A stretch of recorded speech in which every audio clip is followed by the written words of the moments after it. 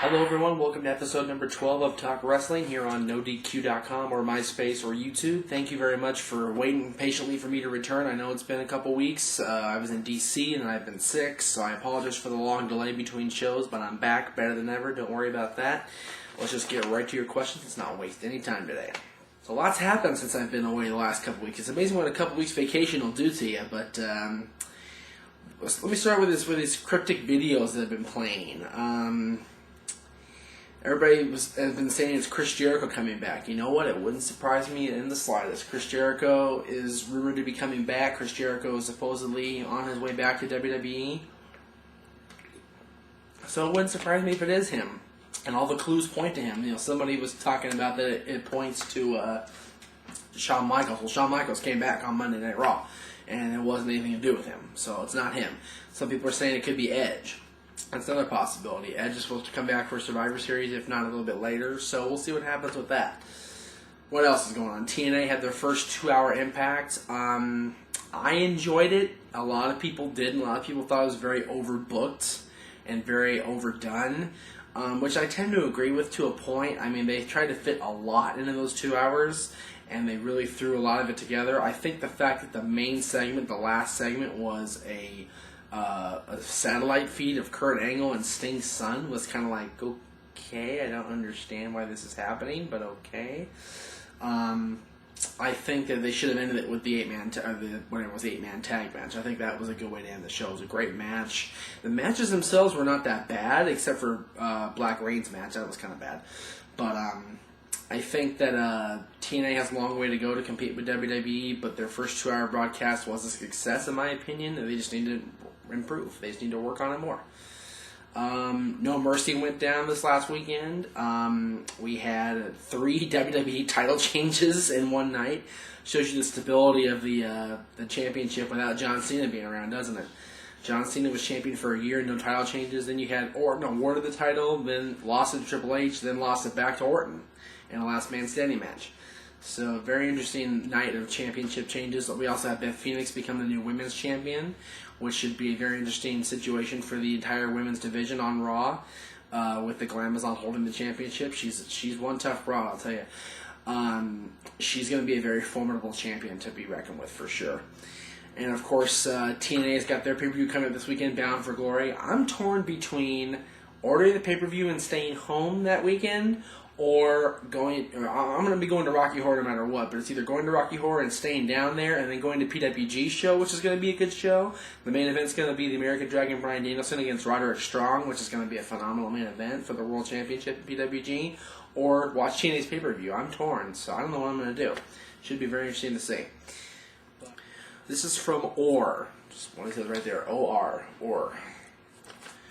There are rumors that TNA is coming to Israel in November. Is this true? Evidently so. According to TNAWrestling.com, they are going to be making a tour of Israel. They're going to have a show there, I believe, on the 17th of November, if memory serves me correctly, which is a big thing for TNA to make a tour outside of the South United States, even. Not just out of the United States, but out of the South United States, because that's where they've been running. The fact that they did New York recently was interesting for them, but now they're going all the way to Israel, which is really exciting for them. So hopefully it'll be more toward their global expansion. Hopefully they'll get more viewers. Hopefully they'll get more, a broader audience, and hopefully they'll be more successful.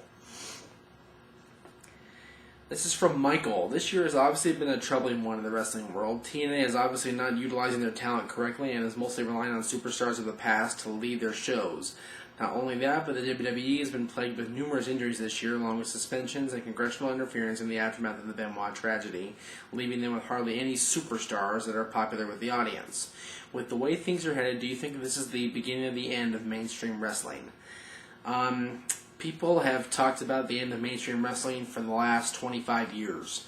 Ever since, the big, not 25 years, I'd say the last 15 years.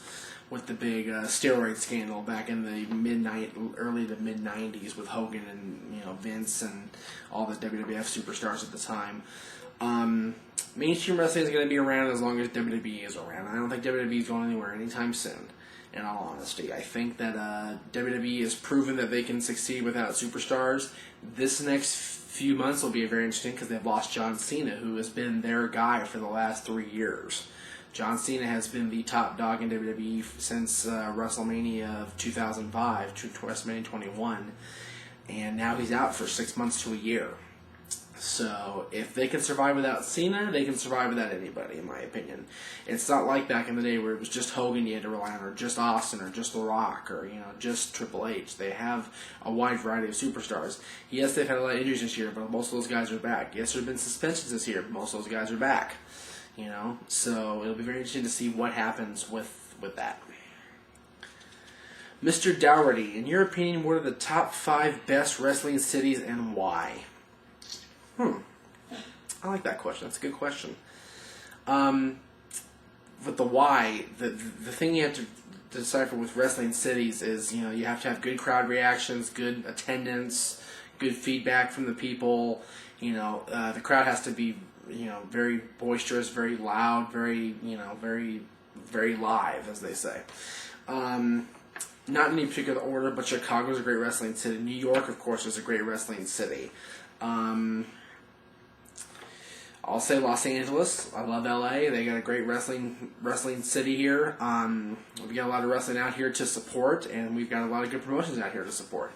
So I think we do pretty good out here. What else? Texas. Any of the major cities in Texas is a good wrestling city, and I didn't go as far as say Anaheim, because Anaheim's like kind of in the LA same area. Anaheim's a good wrestling city too. They have a lot of great fans down in Anaheim. They have a lot of great fans that come into Anaheim for the shows. So I'll say anywhere in California, pretty much anywhere in Texas, anywhere in New York, and Chicago's a great wrestling city, as I said, and Orlando's got a pretty good, decent following too. They're mainly TNA, but they still got a good following in Orlando. This is from our buddy Kristen, one of the original Talk Wrestling fans. Do you think WWE will ever rehire Road Dogg and Billy Gunn if they can get out of TNA? I miss them and wouldn't mind them coming back even if they were to use a different name. Well, based on the fact that Road Dogg and Billy Gunn, now known as the Voodoo Kin Mafia, Kip and BG James in TNA, basically attacked WWE at every turn the last few months before they started their recent run here in TNA that they've been doing recently.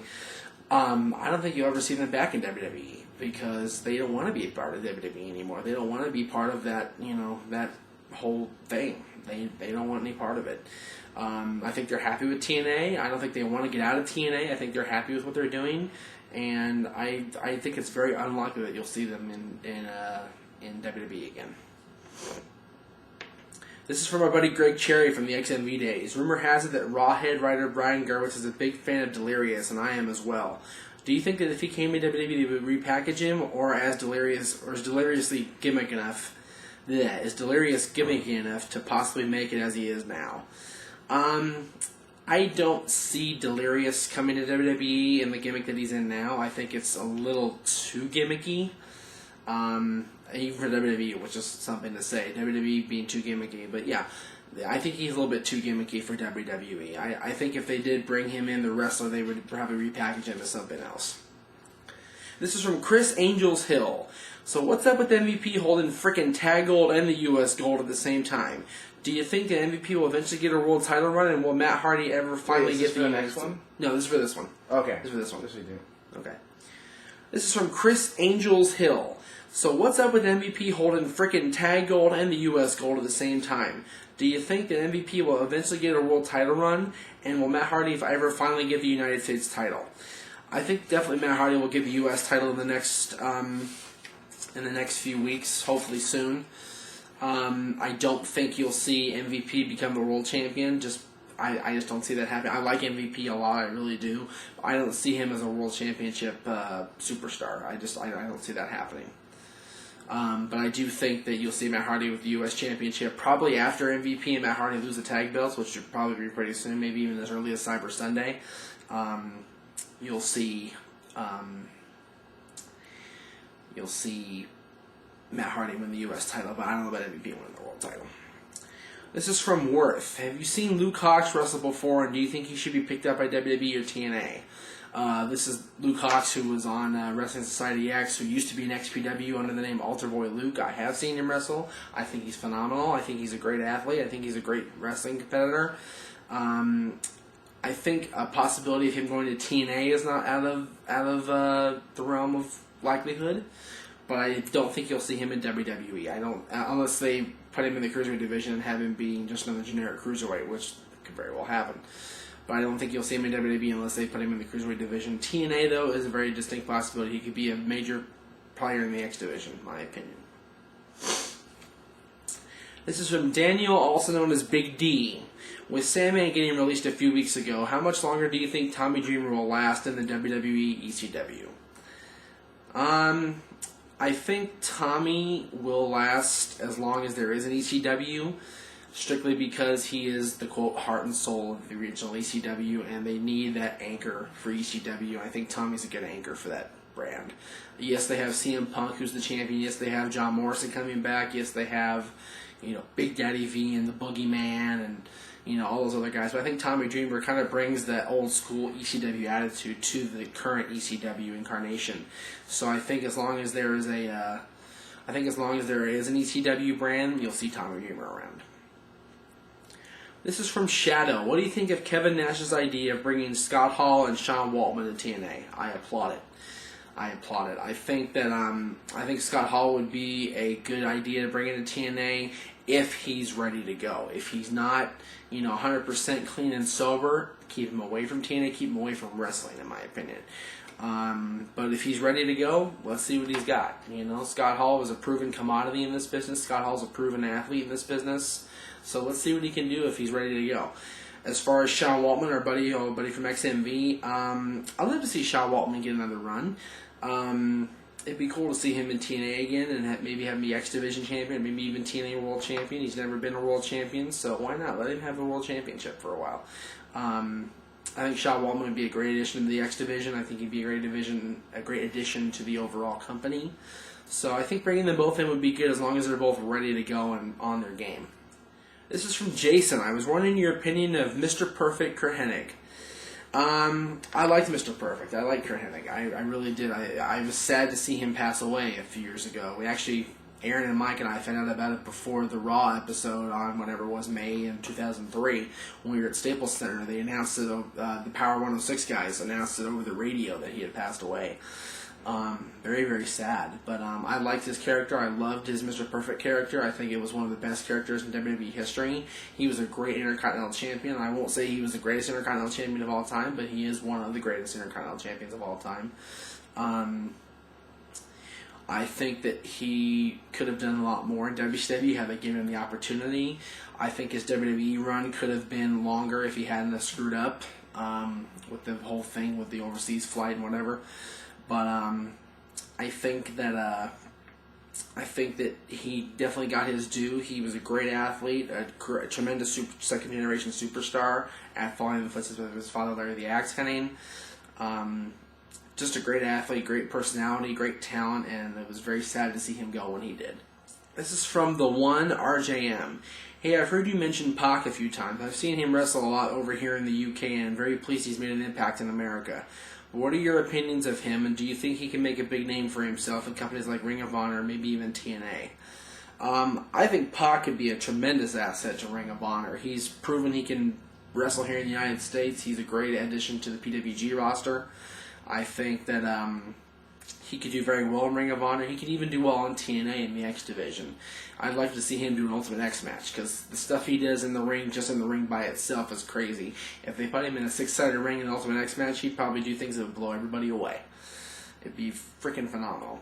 Not to run on AJ Styles there, but he would be absolutely phenomenal in a TNA ring. John Cena's injured. He's out 6 months to a year. I mentioned that earlier in the show.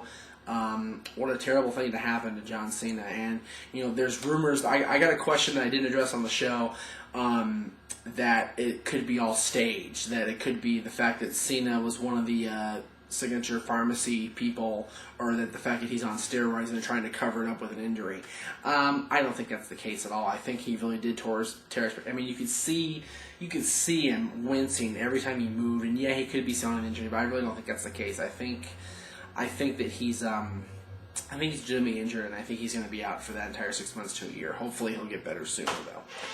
That's it for Talk Wrestling this week. Don't forget to send your feedback in to my MySpace page on the blog or to YouTube's page at NoDQCAW username.